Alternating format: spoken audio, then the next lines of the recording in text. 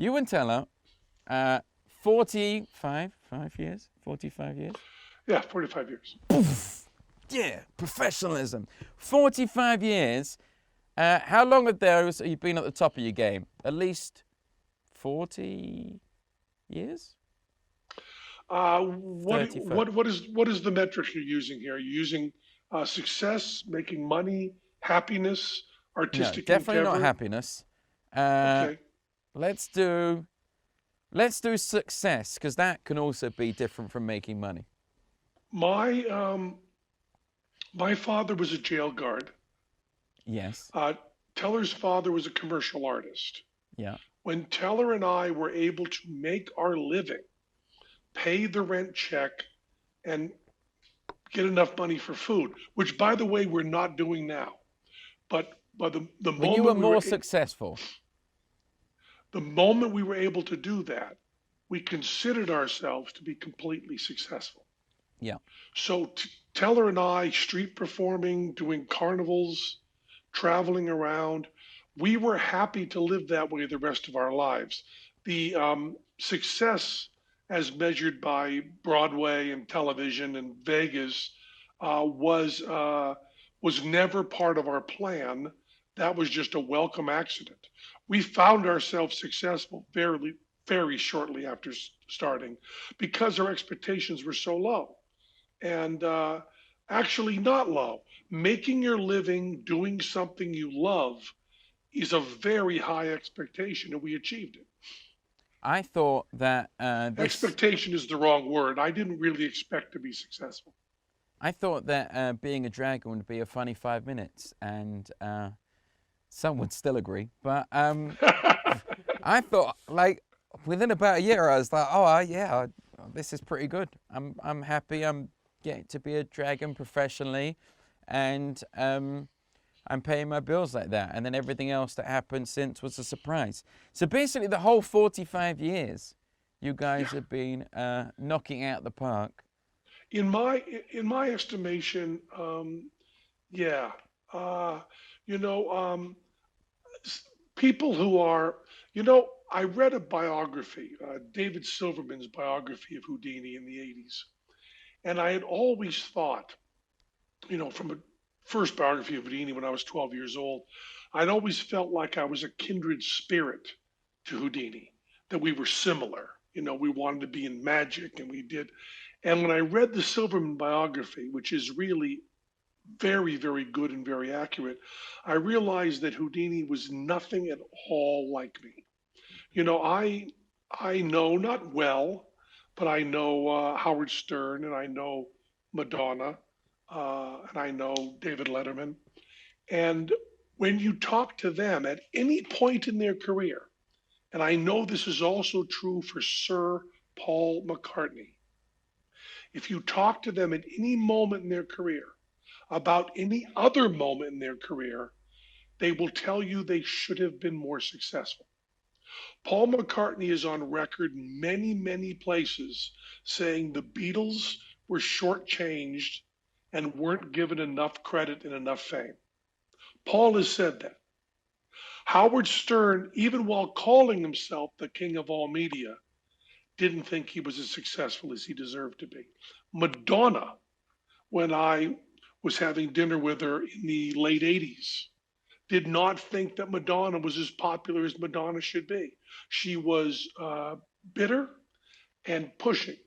And when I read about Houdini, I said, oh, I recognize this personality, and it's not me. I've been satisfied with my life and my career since about 1975, years and years before you were born. Hatched, And that please. is not what a successful person feels. A successful person must feel miserable and striving every second. Now, I feel miserable because I'm English, you see. So we're given that naturally. So whilst I've felt very satisfied with all the ridiculous things that have happened to me over the years, my innate Englishness has pushed me on to every next step. But here's the thing: you give me a big pile of paper. You lock me in a room. You say, Piff, I want you to write a movie. I want you to write a little TV show. I want you to write a book. Well, and then you say, okay, it's quarantine now. We're going to go away for maybe as long as it takes for America to come up with or whoever to come up with a vaccine. We'll take anyone's vaccine at this point. When the vaccine is found and you go back into that room, I'll still be there. Maybe I'll have eaten some paper, but other than that, I will not have touched the paper. How do little dragons like me, force ourselves through to be productive during this period? I will tell you, Teller just said to me the other day, how do you organize your time, Penn, especially during this? And the answer is, I am one of the most rule-based people you know.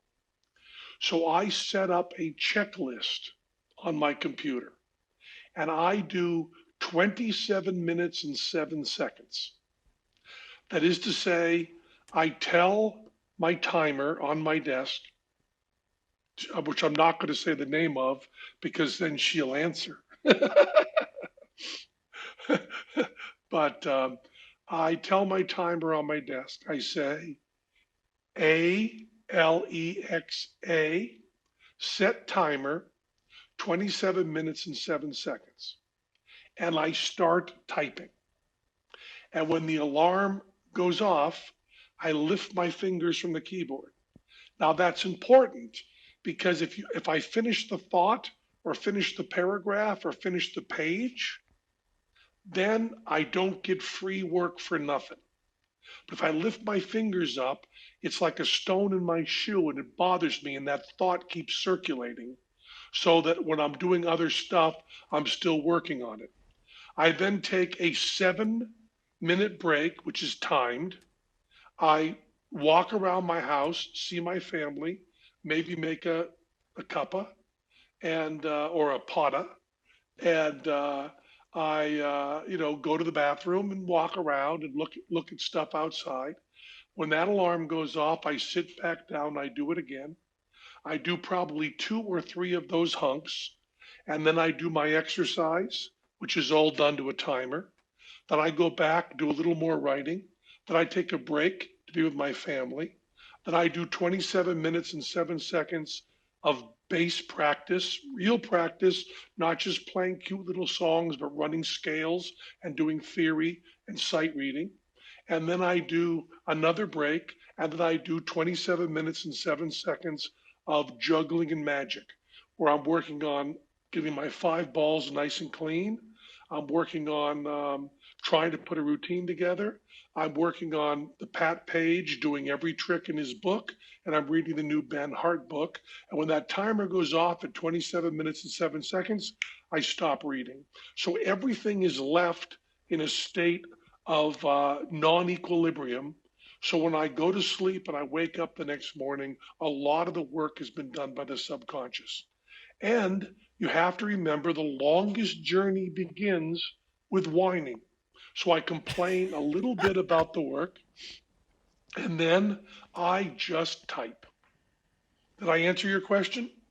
Yeah, I didn't expect to actually get a blueprint. I thought you were going to say something useless, like, well, you just have to do it every day and keep trying, and but not an actual this is how you do it, son.